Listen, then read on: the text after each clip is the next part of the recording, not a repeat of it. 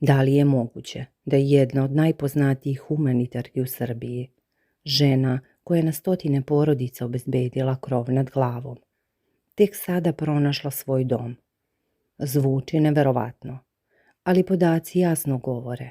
Tamara Grujić sa svojom ekipom emisije Radna akcija sa Tamarom za 10 godina prešla oko 1,5 kilometara. Razmislite o tome na trenutak. 1,5 kilometara. To je razdaljina koja bi vas odvela do meseca i nazad nekoliko puta. Na godišnjem nivou to je 15.000 kilometara. I to sve da bi stigli do onih kojima je pomoć najpotrebnija. Vredni neimari humanitarci, upravo predvođeni Tamarom, do sada su širom Srbije, Kosova i Metohije, kao i Republike Srpske, skućili na stotine porodica. Pružili su im ne samo krov nad glavom, već i lepši i kvalitetni život, nadu i priliku za novi početak. A šta se krije iza te brojke od 1,5 kilometara? Iza svakog od tih kilometara stoji neka priča, neka porodica, neki osmeh koji je vraćen na lice. Iza svakog od tih kilometara stoji Tamara lično, žena koja je postala sinonim za humanitarni rad u Srbiji. A sada, uoči početka još jedne sezone Radne akcije, u prvom intervjuu koji je dala posle 2 godine, Tamara Grujić je jedna od najvoljenijih i najpoštovanijih žena na javnoj sceni Srbije. Za jedan magazin progovorila je o svom humanitarnom pozivu, ali onome što je najvažnije, o porodici, suprugu Vuku i ćerki Lenki, koji joj daju smisao svakom njenom novom danu. Pomislite na trenutak koliko često vidite javnu ličnost koja nakon 2 godine tišine progovori, i to ne da bi promovisala nešto, već da bi podelila svoju ranjivost, svoje sumnje i svoje pobjede. Tamara je upravo to uradila. Kada smo pomislili da smo o njoj sve čuli, ona nas iznenadila saznanjem da uprkos tome što je na stotine porodica dobilo domove zahvaljujući njoj, ona je sama bila podstanar sve do nedavno. Da, dobro ste čuli. Žena koja je gradila domove drugima, čekala je 3 godine da renovira sopstveni stan. Stan koji je, kako kaže, odavno kupljen na kredit. I sada, napokon, posle svih tih godina putovanja, neprospavanih noći i terenskog rada, može da kaže, konačno sam se ja skućila. Ova rečenica nosi težinu koja prevazilazi puku promenu adrese. To je simbolični kraj jedne ere i početak nove. Era u kojoj je Tamara živela iz kofera, menjala hotele na nedeljnom nivou, pakovala se i raspakovavala bezbroj puta. Sada polako odlazi u prošlost. Naravno, terenski rad i dalje ostaje, ali postojanje sopstvenog doma, mesta gde se vraća, gde su njen suprug Vuk i ćerka Lenka, daje joj novu vrstu stabilnosti. I upravo ta stabilnost je ono što je možda nedostajalo svih ovih godina. Sada, kada kroči na gradilište, ona ne radi samo za druge, već nosi u sebi i onaj osjećaj sopstvenog skućivanja, što njen rad čini još iskrenim i dubljim. Tamara je u intervjuu otkrila da je novo poslovno poglavlje u njenom životu počelo 4. marta. Kada su ju pitali šta očekuje ovog proleća, njen odgovor je bio pun uzbuđenja, ali i svesnosti o težini zadatka. Kada odemo na casting, nikada ne znam šta će obeležiti novu sezonu, rekla je ona. Ovog puta u fokusu su porodice sa ozbiljnim zdravstvenim poteškoćama. To su veliki i hrabri ljudi, kako ih je Tamara nazvala, koju je njena ekipa imala čast da upozna. Ali ono što ovu sezonu čini posebno izazovnom jeste geografski raspored. Kuće koje se obnavljaju nalaze se na jugu, zapadu i centralnoj Srbiji.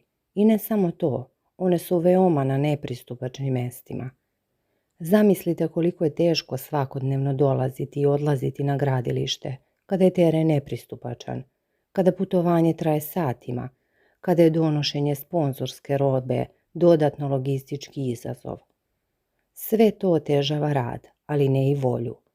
Gledaoci će u novoj sezoni upoznati 14 porodica koje će od ovog proleća živjeti u boljim i lepšim stambenim uslovima. 14 porodica, 14 novih početaka, 14 priča koje će dirnuti sve nas. I dok se ove priče budu odvijale pred kamerama, iza kulisa će stajati ista ona Tamara, organizator, majstor, prijatelj, uteha, ali sada i vlasnik sopstvenog stana. Kako li to menja njen pogled na gradilišta na kojima radi? Možda sada još bolje razume onaj osjećaj kada se ključ okrene u bravi sopstvenog doma. Možda sada još dublje osjeća ono što njeni korisnici osjećaju kada prvi put kroče u renovirani prostor. Kada su je upitali da li je pakovanje za tako dug terenski rad podrazumeva princip sve sa sobom nosim, Tamara je otkrila jednu zanimljivost. Imajući u vidu koliko puta sam se u životu pakovala, mnogo toga već radim rutinski. Ali ono što je zanimljivo jeste njena observacija o filmu Up in the Air. Moj život najviše liči na protagoniste tog filma, rekla je. I zaista, ako ste gledali taj film, znate o čemu je priča. Život u kojem je dom zapravo hotelska soba, u kojem je rutina pakovanja i raspakivanja postala svakodnevnica. Međutim, sada se ta dinamika menja. Iako i dalje mnogo vremena provodi na terenu, postojanje sopstvenog doma, mjesta gdje se vraća, gdje su njeni stari, njen mir, njena porodica, čini tu rutinu podnošljivijom. Ipak, čak i iskusni putnici poput Tamare priznaju da je svaki teren težak. Svaki teren je težak koliko god iskustva imali, kaže ona. To nas podsjeća da, uprkos svom iskustvu, ljudski faktor uvek ostaje prisutan. Umor, napetost, odvojenost od porodice. To su stvari koje se ne mogu izbjeći. Kada je riječ o povratku u Beograd, Tamara otkriva da može da dođe kući sa vremena na vrijeme, pola vikenda. To znači da iako ima dom, njena posvećenost poslu i dalje zahteva ogromne žrtve. Pola vikenda kod kuće. To je sve što može da priušti sebi u toku snimanja. Ali taj polovinski vikend, ti kratki trenuci sa Vukom i Lenkom, postaju neprocenjivi. Oni su punjenje baterija koje je potrebno da bi izdržala naredna nedelja na terenu. I upravo ta ravnoteža između profesionalnog i privatnog, između davanja drugima i čuvanja sopstvene porodice, ono je što njenu priču čini toliko ljudskom i inspirativnom. Jedna od najemotivnijih tema koju je Tamara dotakla u intervju jeste njena ćerka Lenka. Kada su je pitali da li su suprug Vuk i ćerka Lenka i dalje njeni verni saputnici i saborci u humanitarnoj misiji, Tamara je otkrila da se dinamika promijenila. Lenka raste, sada je predškolac, rekla je, i dodala. Pre 2 godine je jednostavno osjetila veliku potrebu da bude sa svojim vršnjacima, odnosno da ide u vrtić, na balet, na karate, voli da slika. To je ključni moment u životu svakog deteta, pa tako i Lenke. Nakon što je od 5. mjeseca bila na terenu sa majkom, menjala hotele nedeljno, navikla je na život sa ekipom. Sada je došlo vrijeme da se socijalizuje na drugi način, da gradi svoje prijateljstvo, da uči kroz igru, da otkriva svoje talente. I to je značilo i promjenu u porodičnoj dinamici. Pošto sam ja na terenu, suprug je prirodno morao da preuzme te obaveze, objašnjava Tamara. Ovo je važan moment za razumevanje njihovog braka. Gotovo 2 decenije zajedničkog rada i provođenja 24 sata zajedno. Vuk sada počinje sa potpuno novim biznisom. Zamišljate li koliko je to izazovno? Nakon toliko godina zajedničkog ritma, zajedničkog posla, zajedničkog provođenja vremena. Sada jedan od njih kreće u novu avanturu. Ceo taj proces nije bio jednostavan, ali moju podršku ima, istakla je Tamara. Ponosna sam na njega i na njegovu odluku. Ova rečenica govori više od 1000 reči o njihovom odnosu, o podršci, o razumevanju, o spremnosti da se prihvate promjene. Iako je njihov zajednički rad u radnoj akciji bio njihov zaštitni znak, Vuk sada gradi nešto svoje, a Tamara ga u tome podržava. To je dokaz zrelog i zdravog odnosa u kojem svako ima prostor za sopstveni razvoj. Kada biste pomislili da je život jedne od najpoznatijih voditeljki glamurozan, Tamara bi vas brzo razuverila. U tom odgovoru na pitanje o običnom danu, ona slika jednu sasvim drugačiju sliku. Posao je dosta stresan i dinamičan, ujedno veoma lep i ispunjujući. Ne znam kako to da objasnim, počinje ona. I zaista teško objasniti nekome ko nije prošao kroz to kako izgleda kombinacija stresa i ispunjenja u isto vrijeme. Ali onda dolazi detalj koji otkriva surovu realnost terenskog snimanja. Na pola dana mi od količine razgovora nestaje baterija na telefonu. Zamislite tu količinu komunikacije, pozivi sa majstorima, sa sponzorima, sa porodicama koje čekaju pomoć, sa ekipom, sa logistikom. Toliko razgovora da telefon jednostavno ne može da izdrži do kraja dana. To je jedan samo mali segment njenog posla. Snimanje, kako otkriva, počinje između 9 i 10 ujutru i traje do 17 ili 18 sati, a nekad imaju i večernja snimanja. Ali posao ne prestaje kada kamere prestanu da snimaju. Posao na gradilištu je takav i kada sve isplanirate dese se nepredviđene situacije, objašnjava. I to je možda najveći izazov, bez obzira koliko ste iskusni, bez obzira koliko ste puta radili istu stvar, gradilište uvek ima sposobnost da vas iznenadi. Neočekivani kvarovi, kašnjenje materijala, vremenske nepogode, sve su to faktori koji mogu da poremete i najbolje planove. Ono što dodatno otežava stvar jeste što je Tamara uvek u narednim epizodama bar nedelju dve ispred. To znači da dok vi gledate jednu epizodu, ona već živi narednu. Rešava probleme koji će se tek pojaviti, planira logistiku za gradilišta koje još nisu ni počela da se snimaju. To zahteva neverovatnu sposobnost planiranja, ali i fleksibilnost. I pored svega toga na kraju dana, kako kaže, sve sam zahvalnija što sam imala priliku da se bavim upravo ovakvom emisijom. Ta zahvalnost je ono što održava kroz sve izazove. Jedno od pitanja koje je Tamara dobila u intervju tiče se budućnosti. Šta će se promeniti u vašoj organizaciji kada Lenka krene u školu? Ovo je pitanje koje postaje sve aktuelnije kako Lenka raste. Tamara je iskrena, bit će veoma izazovno, ali ona već ima plan. Nadam se da ćemo se dobro organizovati, kaže. Ključni deo njenog plana jeste da se buduća gradilišta nalaze bliže Beogradu. Tim pre što u glavnom gradu nismo bili od kada smo počeli sa snimanjima radne akcije, otkriva ona. Ovo je važan podatak. Iako je emisija obišla čitavu Srbiju, Kosovo, Metohiju i Republiku Srpsku, Beograd je ostao po strani. A sada, zbog Lenkinih školskih obaveza, postoji realna mogućnost da se to promeni. Možda ćemo uskoro gledati epizode radne akcije iz beogradskih predgrađa, iz samog centra grada, iz delova koje smo do sada viđali samo u drugim kontekstima. Ali škola nije jedina promjena. Sa Lenkinim polaskom u školu, cijela porodična dinamika se ponovo remeti. Vuk će možda morati dodatno da se prilagodi. Tamara će morati da iskladi svoj terenski rad sa školskim rasporedom. To je izazov sa kojim se suočavaju mnoge zaposlene majke, ali u Tamarinom slučaju izazov je umnogostručen povodom njenog posla. Ipak, ako je neko sposoban da iznese takav izazov, to je upravo Tamara Grujić. Kada su upitali u kojim situacijama najčešće kaže hvala ti Bože, Tamara je dala odgovor koji otkriva njenu filozofiju života.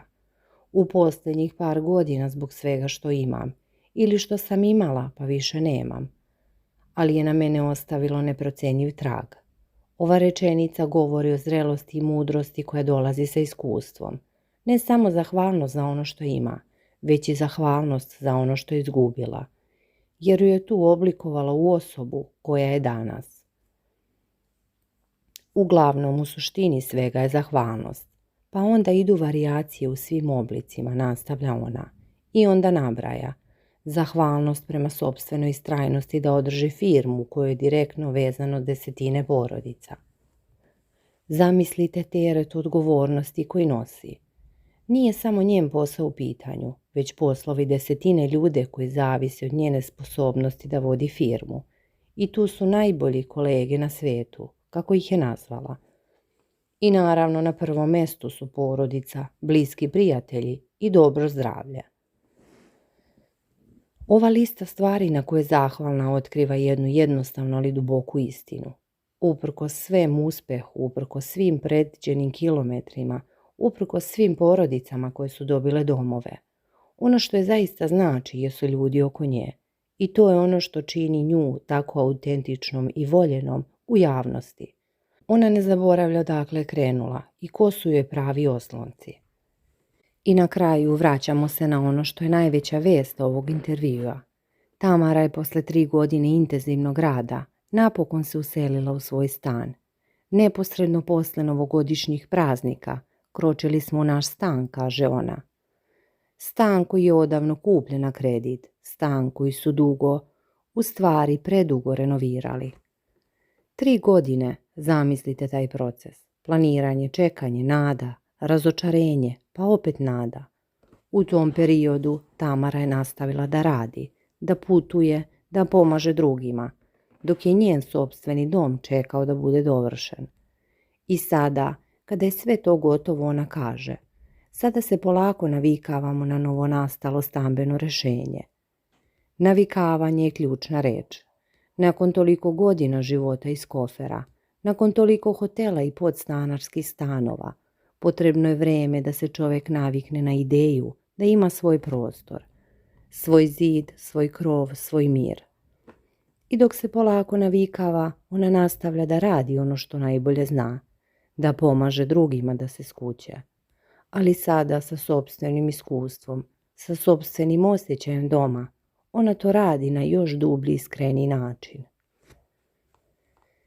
Iduće godine Tamara će proslaviti jubilarni 50. rođendan. Kada su je pitali kako gleda na to, njen odgovor je bio osvežavajuće jednostavan. Da budem najiskrenija, uopšte ne razmišljam o tom rođendanu. Odavno nemam pojma koliko imam godina i tako se ponašao i moj otac. Ova rečenica otkriva još jedan sloj njene ličnosti. Ona ne dozvoljava da je broj definiše. U mojoj glavi inače nema penzije, kaže ona kroz smeh i dodaje. Ne moramo ni da imamo svećice na torti, samo neka se proslavlja. Ova filozofija života bez penzije, bez brojanja godina sa fokusom na ispunjenje i radost. Ono je što je održava mladom duhom uprkos svim izazovima. Kada sagledamo sve što je Tamara Grujić otkrila u ovom intervjuu, vidimo jednu sliku žene koja je prošla kroz mnogo toga. Od terenskog rada preko 1,5 miliona pređenih kilometara, do sopstvenog stana u koji se uselila nakon 3 godine renoviranja. Od majke koja je svoje dete vodila na snimanja. Od majke koja sada prilagođava posao školskim obavezama. Od žene koja je gradila domove drugima, do žene koja je konačno našla svoj. I kroz sve to ostala je ista, posvećena, humanitarna, skromna. Ona ne traži pažnju, već je dobija zbog onoga što radi. I na kraju dana, kada se kamere ugase, kada majstori odu, kada porodice ostanu same u svojim novim domovima, i Tamara će otići svojim putem, u svoj stan, u svoj dom, gde je čekaju Vuk i Lenka, i tu, u tišini sopstvena 4 zida, moći će da kaže ono što je decenijama čekala da kaže. Konačno sam se ja skućila. Šta vi mislite o ovoj priči? Da li ste pratili radnu akciju? Kako vi vidite ovaj veliki korak u Tamarenom životu? Pišite nam u komentarima, podelite ovo sa prijateljima koji vole inspirativne priče. I ako volite Tamaru, ne zaboravite da lajkujete ovaj video. Vaša podrška nam puno znači.